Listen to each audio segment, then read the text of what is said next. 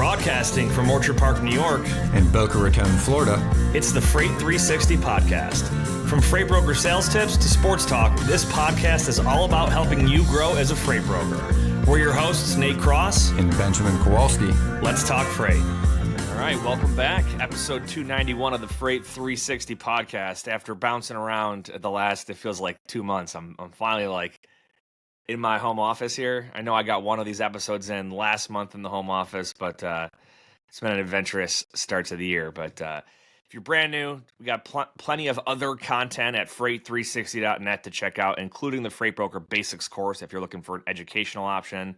And continue to share us with your friends, join our group on Facebook, send us your questions, comment on YouTube, etc. But Ben, it's good seeing you in Florida last week, man. How's Sure. How is it down there? I mean, it's literally going to be 75 here in Buffalo today, so I kind of got lucky with the timing of us coming home, but how's everything down south? Yeah, weather's nice. I think it might be too nice. I just got a giant electric bill, and I think I need to get my AC looked at because it's gotten warm pretty quick. We drove. South Florida traffic blows my mind. We had an evening flight last night to come home, and we met my parents for lunch. Figured we'd kill some time there, and then go sit at the airport. We flew out of Lauderdale, and what should have been an hour and a half drive turned into 3.5 because of between 95 and the turnpike, the construction, car accidents. I was just an absolute nightmare. So, just one brief point, right? After we saw you last week, I drove over to Naples area, which is right over 75 Alligator Alley, which is just 2-lane road in each direction. Mm-hmm. Nothing on it for roughly, I don't know, 100 and some miles. Yeah. Yep. But I thought about it. I'm like, why do I hate this so much? I'm like, because one, it wasn't that much longer. I think it took an extra 45 minutes than expected. There was a little bit of construction. And I'm like, I never really hated driving up north. And I'm like, I think it's two reasons. The straight lines, people are more inclined to drive like a-holes. Oh, yeah. There's a speed limit of, it's a straight line. And everyone always jokes down here, dude, you could do $110 on this road. There's no cops. But the problem is there's 2 lanes. So it's one lane, somebody's driving 70. And then for 35 minutes, somebody just drives right next to them at 70. And then nobody can pass. And then 4 or 5 trucks just start literally tailgating every car on the left. And it's just the most unsafe, anxiety-inducing feeling I've ever had for the longest period. It was just a 3-hour almost panic attack. I watched one truck hit another truck, not semis, just pickup truck. Guy did not look, merged into a lane, ran into the other guy, and they pulled on the side of the road. And I must have saw at least a half a dozen to a dozen another almost in that little 2.5 hour span. Crazy. I will tell you this though, the reason I brought that up is we talk about different areas of the country and what it's like for your drivers when they're there, whether it's time of year or storms or Florida for produce and citrus season. This is the kind of stuff that you might think, oh yeah, it's 100 miles. That should be an easy 2-hour deadhead once they're dispatched to go pick up. And it's you don't necessarily know that. That's why it's really important to have good communication with your drivers and dispatchers about times of day, road conditions. I have so much appreciation for drivers for one, because I don't drive that far. I work from home, kind of go within a few miles of my house to everywhere I kind of need. Occasionally we'll go a little bit farther south. But when I'm on a road trip, I'm just it's so exhausting. I went to bed at 7:30 or 8 o'clock that night. I'm I felt I shoveled gravel for 12 hours, just driving 3 hours. And I just can't imagine doing that day in and day out for 11 hours a day. It's a special kind of person for sure. So it does. So shout out to all the drivers listening. Super appreciate everything you guys do because I absolutely could not do that job. Yep. So today what we're going to do is we're going to in today's episode we're going to piggyback off of last week when we talked about preventing fraud carriers. We're going to run through I'm going to lift the hood and show you the carrier rule set that I use on Highway, and I'll talk through some of the reasoning for each of the things we've picked. We'll talk through what some of the insights on these carrier vetting platforms are. But first, I want to do a quick Here's a quick sports. question. Yeah, what do you got? I do want to jump into sports, but like as we go through this, let's keep an eye out for what is proprietary and what we probably is publicly available and what isn't as we go through Yes. that too. Yeah, we'll talk through the data points, where it's pulling from, and all that good stuff. Sports, we're just getting into the swing of playoffs for NBA, for hockey. Like, it's if you're a big sports nut, like, this is a great time of year. This and like October, Draft day. because well, you also like today. It's Thursday, right? So this is NFL draft. Starts tonight, and when this drops on Friday, it'll be the day 2 of it. So I know what I'll be watching tonight. Although last year the Bills literally didn't have any picks on day 1, but I'm excited. Steelers, I think, are at 21, but they might trade up at least. Hopefully not for Dion's kid, but we will see. Oh yeah, Shador.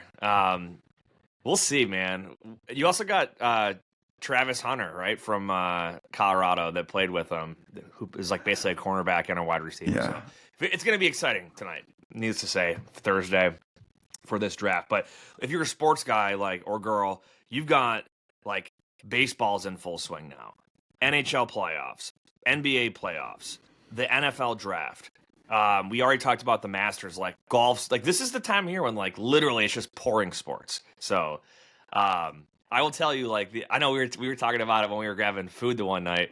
Like, whenever I go to Florida, my brother and I, like, we'll always hop on like the Hard Rock betting app because we don't have it in New York. We have there's some betting apps in New York, but like you can VPN, the brother. kind of like sports wagers you can place in Florida are just nuts. Like, literally, like Ukrainian or like Polish ping pong, like. Dude, so side note, I watched this. I don't know if it was a documentary on sports betting and like how that industry functions, and like they make some crazy percentage off a small percentage of like addicted gamblers. Like 90 or 80% of the revenue, like overwhelming majority, came from like 1 or 2% of people that just bet on everything. Degenerate. The other crazy thing was they showed like one of the fastest growing and gambled on sports was like Polish table tennis. And they said it's because Dude, it's 24 hours a day and they're fast. Yeah. And you can just keep betting on it. So like apparently millions of dollars are bet on these obscure table tennis games. And because they go quick, and you can bet on like everything. Who's gonna win, the spread on the points, the total number of points. This is wild. Anyway, like that's what having fun down in Florida, placing some wagers. Like there's so many like good sporting events to like tune into, and like if you sports gamble, that's your personal choice. I always find it makes the game a lot more interesting if you got a little money on it, just because it kind of keeps you tuned in on some stats maybe. But anyway, it was a good trip. I ended up coming home as a winner. So, let's see, news. I'll be sending out the newsletter later today, so I haven't seen the latest. It's probably just a bunch of tariff stuff though. Anything wild and breaking that you're aware of? Well, I know the government decided week? not to fire Fed Jerome Powell, and they at least look like they might start walking back some of these tariffs. At least that's some of the headlines I read recently. Gotcha. Well, that's positive, because I mean we talked about this previously. Like, what was the tactic here? Is it a like basically I have the bigger gun? Is it a threat, or is it actually like, we're going to impose these tariffs? Because I always kind of thought with Trump, and I guess you never know, but like I always felt like he just would strong arm guys, strong arm industries and countries to try and get them to meet at whatever he considers as the middle, right? To get what he wants. Without actually intending to do the thing he might threaten. But I have no idea. I'm curious if you think the full amount of tariffs that have been discussed in the last couple of months, if they ever were intended to all go into place. No, I don't think they were. I think it was strong arm, throw out a huge number to work towards the middle. I think that was the ultimate objective. However, I don't think there was anywhere near enough thought put into the repercussions, unintended consequences of how a negotiation would play out and what happens in the interim, even if you theoretically won. Because the other thing was, I had read, like when he had kind of first said this is what he wanted to achieve, went to his advisors and said, hey, come back and research the tariffs. And what they came back with was a very, very complicated, very, very long report on how tariffs exist and why. And also, like, they have been developed over decades and decades of Yeah. negotiations with different countries, with exclusions, with things that are imposed, which isn't, which country needs more of which good. So to try to go, and then what I heard, again, whether this is true or not, was that like he kind of went back and said, this is too complicated, just simplify it, which is how he ended up with a chart that he went out and showed everybody where Yeah. they're taxing Yep. penguins apparently. And nobody thought to read through this just because it seemed like an easier way. I personally think this was more of him creating a problem that didn't exist so that he could get credit for trying to negotiate something. I mean, granted, he's cared about it and talked about it since the 80s, but that doesn't mean they were a problem. And that doesn't mean that the trade imbalance was actually a negative or a net negative or positive to either country. Because the truth is, the GDP of the US has grown over the past 40 years. The wealth of individual people in the United States has grown, income has grown, GDP has grown, and we have moved away from jobs that were dangerous, that folks didn't want to work, that were long hours, that people didn't want to do. And I heard this poll, which really stuck with me. I forget which large polling company said, like 1,000 or whatever, few thousand Americans, they said, should we bring American jobs back? 80% of people said yes. And then they asked the same people, would you take that job? And they said, no, I wouldn't take it, but someone else should. So everyone thought that they should have these jobs here, but nobody wants them. And we haven't trained for them. And we don't have the buildings to put them in. And we can't get the materials. And we don't have the machines. And any of those things to fix would take years of planning. And none of that was discussed. None of that was implemented. It was basically just this, like, I don't know, whatever. Well, we'll see how things shake up here, because we're hitting the 100-day mark of the Trump 2.0 presidency. So I think that's usually like the benchmark, like how the first 100 days go, and where are things headed. But anyway, well, here one last thing. So yeah. the thing that I was listening to this morning was an interview with this Iowan farmer who grows soybeans and third generation farm since 1901, and like 60% of the soybeans we grow in the United States get exported to China, first off. The second thing was they were talking about what it looked like in the farming industry prior to those trade agreements in the 80s. And there was a farm catastrophe. Interest rates were too high, land was too expensive, and we grew more than we consumed. So there was literally not enough people to buy this. And it took decades to negotiate and get China to buy the soybeans into the 90s to even start this, which allowed farmers to make more money, continue to grow crops, and actually succeed and finance their farms. And in a matter of weeks, that was thrown out the window towards some goal that nobody really understands. Yeah, that's wild. Soybean farmer, something I never really thought too much about. All right, well, let's get into our carrier vetting discussion as a round two or part two from last week. So what I've done here is I actually pulled up, we've talked about the various different tools. So like you use My Carrier Packets or Portal, Highway, you've used or do use Carrier 411. I use Highway, I've used My Carrier Packets. RMIS. RMI. So the ones that I haven't used are Carrier Assure. I mean, I've seen I've tried like the free demo on it. And I'm not terribly savvy in Carrier 411. I've looked at it and haven't really used it a whole lot. I've used it quite a bit. It's good. I mean, and the nice thing about like kind of my position over the past few years is like I've had access to most of them at the same time. Mm-hmm. So like I would have RMIS, Carrier 411, Highway, and My Carrier Packets. So when I would look at a carrier, I would have all four open and I would look to see what showed up where, which ones had it and which ones didn't, which obviously gives me a different perspective because most companies are not going to use more than one. I mean, you wouldn't use more than one in most cases. It's a cost thing. I've seen like the larger they get, you might have a little redundancy for a carrier compliance team or a carrier development team. So I want to, when I run through this rule set, I'm going to say they probably fall into like one of three categories, like each rule. It's either going to be like a safety rule, a fraud prevention rule, or a legal rule. Okay. And I may change that analysis as we go through here, but those are kind of the three things that I tend to always generalize them at in my head. And these are in no particular order. These are just the order in which they are listed on my screen right now.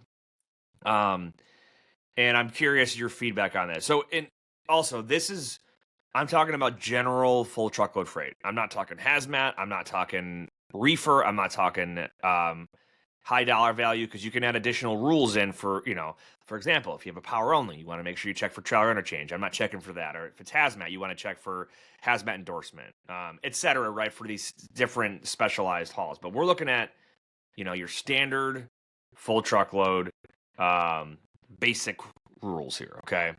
Hey, real quick Yeah, on that one, just on we'll call it I don't want to say obscure, but the very specific ones that aren't as common. I think a very simple way to look at this, and like everyone kind of jokes, it's like first principles because that term is so overused these days. But like in my head, all that means is like, how can you make this as simple as possible? yep, Okay, if I've got a load, and again, like whether it's hazmat, whether it's overdimensional, oversized, whether high it's dollar, high right? dollar tanker, like I've at least moved a few loads in a lot of these obscure categories over the years. And the way I always look at it is, first, I just ask a lot of questions from my customer. What are your requirements? Can you please list everything you could think of? And a lot of the time, the shipper has a document. Like in the tanker, they're like, here's all the requirements, and they're bullet points. Yep. And a lot of the hazmat stuff, hey, here is the document that has, I can't remember the name of it. It's called SDS, a safety data sheet. And it outlines everything that product details, what hazmat certs are required. And then you send this right to the carrier. So the point is, ask what all of the requirements are. And whatever they tell you, always ask this question: is there anything else I need to be aware of? Just to make sure that person doesn't assume that you know something you don't, right? Especially in your first load or two. I write down everything that they're telling me, and then I just go and start talking to the carriers and I go, here's my list of requirements.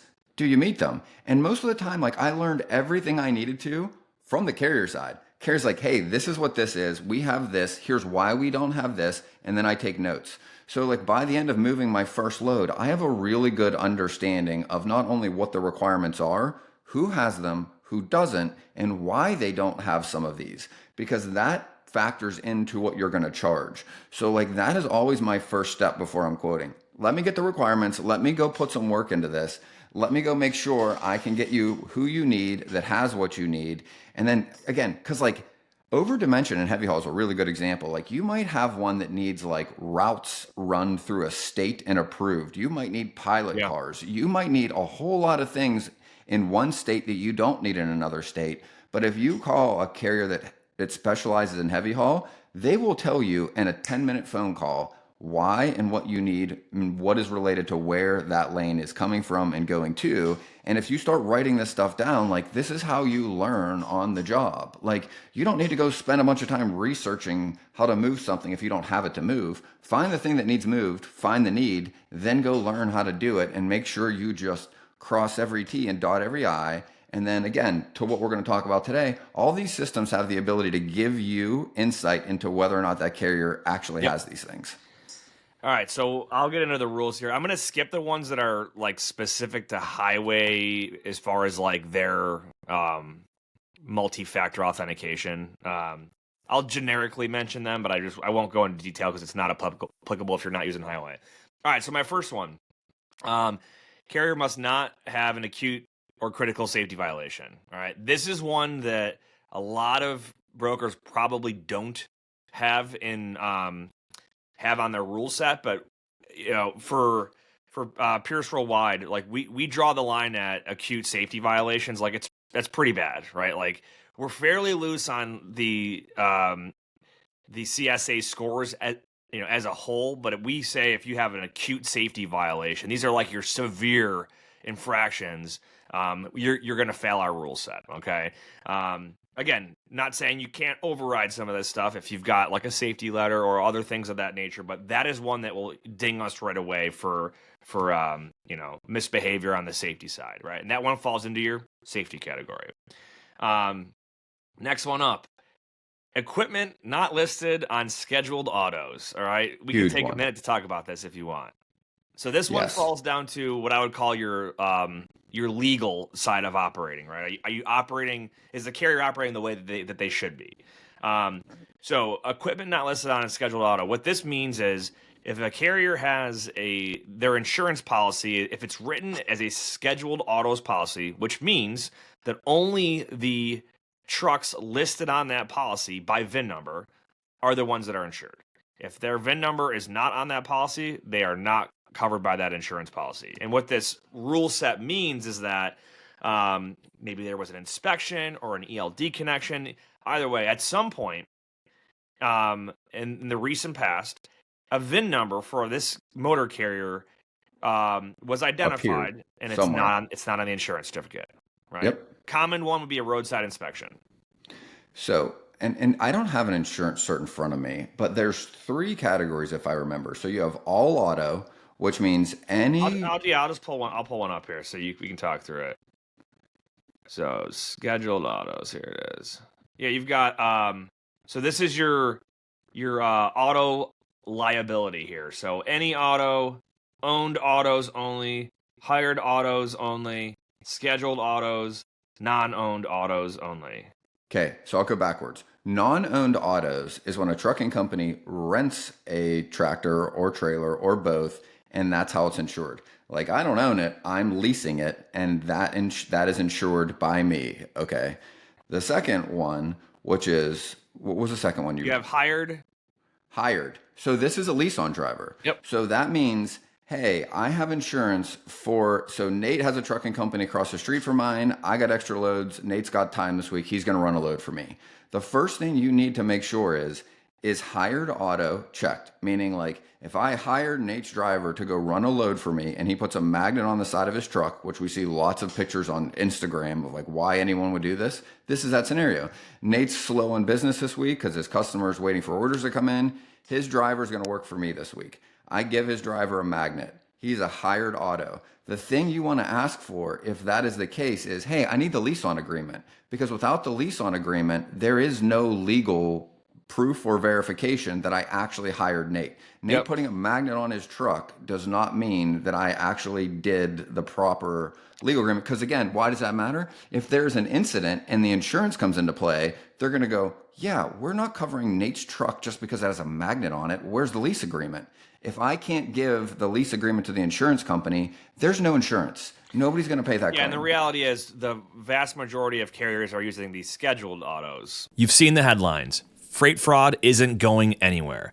But if you're a QuickScope customer, you're not seeing it in your business.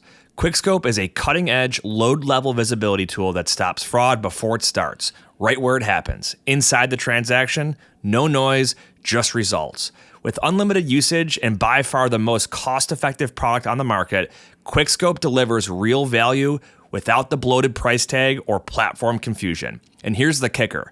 Version 2 of QuickScope drops this summer, packed with powerful new features and AI integrations that'll make your visibility game even stronger. Sign up today and you'll be locked in at today's pricing when version 2 goes live. Stop chasing fraud. Start stopping it. Visit quickscope.com. That's QUIKSKOPE and learn more. Which is the other one. And that is literally, you're going to list year, make, model, and VIN number of every tractor that's going to be on your policy. And here's as why you that's lease important. somebody on, you need to have them added to your policy. And if they're not hauling for you and you want to pull them off your policy, that's up to you. But you have to make sure that whenever they're hauling under your MC as a carrier, that they are on that policy. Otherwise, they are not insured.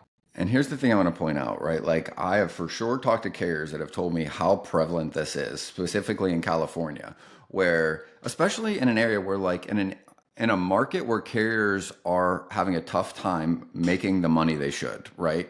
So rates are depressed. So there are smaller carriers that are like, I can't afford my insurance. So they don't put their cargo on there. They don't have that insurance, right? So they'll run a little cheaper than a carrier that has an insurance bill. Why? Because Yep. they have less expenses. So if you're booking a truck for $300 or $400 below the DAT average or below the minimum, right? You really want to look for these things, because if they're able to run it that cheap, maybe it's a backhaul and maybe it's fine. But I am always looking for those and making sure that the carrier I hired didn't just call their buddy and go, hey, you want to take this load? Because that is happening a lot. So like making sure the truck you booked, their VIN is listed on scheduled auto, because we're catching this at least a handful of times a week where the truck is booked and the driver goes, hey man, the insurance just didn't update it yet. And I told a broker the other day, I'm like, well, that means it's not insured. Like he can't pick up the load if he's not on the insurance cert. So the solution is you've got to call the insurance company directly, you as the broker, and say, hey, I would like to verify if this VIN is listed on the Accord sheet. Can you send it to me directly? Well, you don't want the carrier to send it. Like we use Highway Connect, so we have all the insurance certificates. So that's like if you're paying for a monitoring and verification service that includes Here's all that. the thing. Not all the monitoring services have VIN level data. I'm not going to go into like which ones do and don't, but a lot of them only have carrier level data, meaning like you cannot see the insurance cert sometimes, or you can see the Accord, the front sheet. But I've seen a lot of them recently and some of the other ones that like I can't see the attachment. It literally isn't in there. So like I can't see the VINs on the scheduled piece. It just has the front deck page. Gotcha. And if they're not there, I can't tell. Well, props to Highway, because I've never had an issue with Highway on it. Yeah. Anyway, that's good. It's a good place to. One last question. Yes. So, and this came up yesterday. So BIPD, which I think is bodily injury personal damage. Personal damage, which is required by the FMCSA to legally drive a truck. It's a $750,000, right? Yeah, most people have $1 million. Okay. Now, the question I wanted to ask is bodily injury, property damage. Property damage. Not personal damage. So, is auto liability and general liability fall under that bucket? They are. I'll pull the sheet back out, but it's two different spots on there. There's two different boxes. Yeah, so but like I've seen carriers have general get through it, and I've seen. I'll read one off for you. Okay, so here's a carrier's insurance cert, and it's got your commercial general liability. This one has $1 million, and then you have auto liability.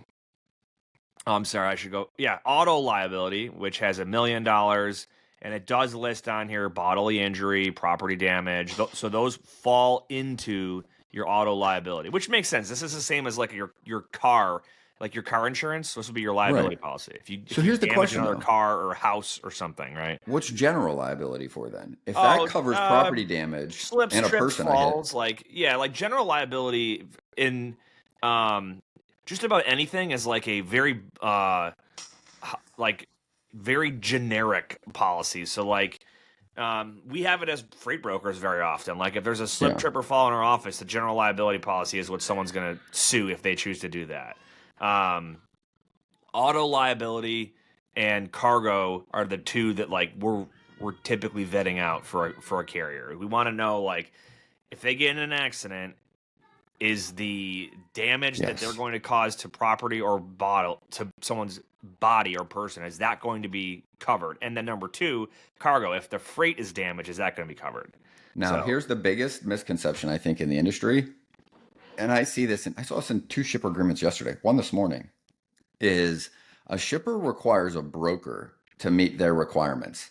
And it's very common for a shipper to say, we just need you to have contingent cargo for $300,000. Yeah. And then the broker goes, hey, we're good. We've got contingent cargo for $300,000. They go to move a $250,000 load, say, and they book a truck. And most common for a truck is, I would say, $100,000 in cargo. And they assume that their $300,000 in contingent is going to cover the cargo. It does not. No. The only thing that is really covering the cargo is the carrier's cargo. So if you are moving something that is of value beyond the carrier's cargo insurance, you need to use a product like LoadSure or talk to your insurance agent about there's a ton of them Spike out there. insurance. Yep. Yeah. Spike, Gap, All Risk. All right. Well, I'm going to rattle through a bunch more of these here. In freight, time is money, and efficiency is key. That's where Levity comes in. Imagine automating your email operations to do more with less effort. Levity connects directly to your inboxes, extracting vital information from emails and attachments in real time. It seamlessly integrates with your TMS, empowering you to quote faster, build loads more efficiently, and book more freight in less time. Whether it's incoming emails from shippers or carriers, Levity's got you covered. It understands any language, any format, and even interprets non-standard formatting. Visit levity.ai today to sign up and get started. Tired of struggling to find accurate rates and the right carriers for your freight? With DAT1, you can access more than 500 million posted loads and trucks every year. That's 3 times more capacity than any other load board. Plus, their integrated freight management system makes it easy to cover loads 24/7. They have the most trusted network of carriers, brokers, and shippers in the country. You'll get real-time rates on every lane so you know exactly how much a shipment will cost before you commit to it. Plus, you get instant access to top bids from qualified carriers around the country. Get 10% off your first year of DAT1 when you visit the link in the show notes. Carrier doesn't have any TIA watchdog reports. So the TIA's watchdog program, it is managed by Highway now. It used to be a standalone thing, but this is kind of like your Carrier 411 freight guard. So we're looking for, do they have a negative report against them? Next one, another insurance one. So again, the TIA watchdog, that's going to fall under your fraud prevention. The next one is if they have a scheduled autos policy, they must have the VIN numbers listed on their insurance. So kind of like the scheduled autos thing, there's like a lot of different ways to set the rules up. We have it like it's checking to see, was there an inspection done? Or, have they been seen and they're not listed on the insurance? Do they even have the insurance with the VIN numbers listed on it, et cetera? So that's another one of those. Must have a DOT and an MC number. This is just your legal ability to operate. Again, if this is your standard full truckload, like interstate. That's the thing I wanted you to cover. So if you're looking you're moving a load, separate rule set. Okay. Yeah. Yep. Like a Texas only or a California. We're looking at just our, 48 contiguous here. Carrier must have an operating authority for property. That's their FMCSA authority to operate, is a motor carrier for property. We're checking for that. All right. Here's an interesting one. Carrier must have a verified U.S. tax identifier that matches its legal name with the IRS. This is a fraud prevention one that we threw on last year.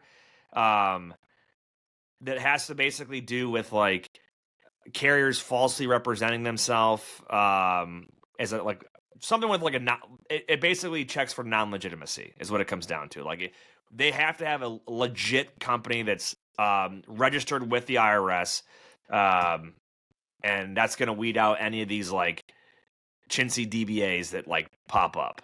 Remind me to talk off air because I don't want to go through the instances of loopholes that I've found in a lot of these. Yeah, let's not teach people how to break the rules. I don't want to teach people how to defraud the system, but there are 3 of them in there that I've seen that you and I will talk off air about how and where.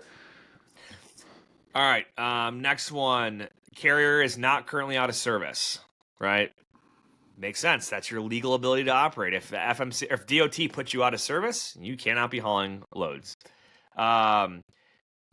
If rated, carrier must have a satisfactory safety rating. So we already know from Ken at DAT, it's like 90% of carriers are not rated. So this is like a tough one. But if they are rated, obviously we've got satisfactory, conditional, and unset. Okay. So what our rules check for is we want satisfactory. Conditional will fail this. Doesn't mean we can't use them. It just means it's going to fail our rules and we'll have to take a second look at it. So that's why I like this rule. I've used that rule since day one in brokerage at other companies too. Why do you use that knowing that the FMCSA, like 80% of the trucks haven't even been able to get through this process, even though they should? Because if you go back 10 years, the stats weren't that skewed. But why do you use it now? Because I remember back then. I want to know if a carrier is at if they're at conditional. I want to know if they're a conditional carrier so I can take a look into why. Like what did they do? What have they done since they were put on conditional status to improve themselves? Because even if it's only catching 1 out of 10, I'd rather know that 1 out of 10 fits into that rule versus not check for it at all. So That's a good point. Let's see. Here we go. Now we're getting into CSA categories. Carrier must. So we basically you have your 5 main publicly reported CSA categories. One of them is controlled substance and alcohol. So if they fail this, we flag them right away. Meaning if they hit the federal threshold on the controlled substance category, we're immediately going to flag this carrier and, try not to use them unless, we can, if it's like a last option and we can verify that the driver that popped or failed the drug test or was drunk while driving or whatever, make sure that they've been terminated, etc. Right? That's the kind of stuff we want to look out for. So we have that as a standalone category. If they fail this, you're gonna fail our rules. Now, if you look at the remaining rule sets, we're saying, all right, out of the 5, so you've got unsafe driving, hours of service compliance, maintenance, controlled substance, and then driver fitness. Out of those 5, we let them be over threshold in 2 before we get flagged. All right, so if they're over in 3 of the 5, it's a pretty bad carrier. So we're fairly more lenient on the safety side here, minus controlled substance, and I talked about the acute safety incidents earlier. But we're letting them, per se, be, lenient in hours of service compliance or driver fitness, and still be able to pass our rules. So that is a judgment call that you need to make as a brokerage on how you want to treat your carriers. I've seen companies that don't even look at these at all. They basically say, like, if you are, if you're legally able to operate, we'll use you. Whereas some companies will say, if they fail, it's not even failing. It's being over the threshold in a certain category. If you're over that federal threshold, we're not going to use you if you go over on any of them. Whereas we're kind of in the middle. So, use your judgment here. Some of these are like really, like, hours of service compliance. Like, it doesn't mean that you drove out of your, hours of service. There's all these like little sub rules in an inspection. Yeah. Like if you don't have a backup paper logbook in your cab, like that dings you for hours of service compliance. Driver fitness, like if you don't have like your updated paperwork on like your CDL or registration, whatever, like in your cab, like let's say you just got a new driver's license and you got the paper one and your new one's in the mail or whatever, like they can ding you for like some of the stupidest stuff. Yeah, here's another one. We try to be a little lenient on like the administrative taxing ones, but here's one that I heard too from drivers that, like, okay, so you have required lights on your vehicle, right? Just like a car. Yep. But clearly everyone's seen a tractor trailer that has like additional lights on it, right? Like lights maybe on the trailer, maybe additional lights on the front end. If you put additional lights that aren't required on your tractor and one is out, you could get dinged in your inspection. Yeah. And it's like, I wasn't required to put it on in any way. Yeah. And if you do put it on, then it has to work, which to me also makes very little sense. Yeah. All right. So now we'll move on to some of the fraud prevention tools here, right? So we've got carrier must not have an address located in postal code near or in Glendale, California. So this is one, like, everyone knows Glendale and the surrounding area is like a fraud hotspot. Again, we're not saying we can't use this carrier. They are going to just want to take a second look. Yeah, they're gonna fail our initial rule set here and require a second look. Carrier must have one authorized user who has accessed highway from a country in North America. So this is like if you got your carrier who uses a dispatch service or something over in Armenia, fine. As long as they were initially like someone in the US or North America set them up. Okay.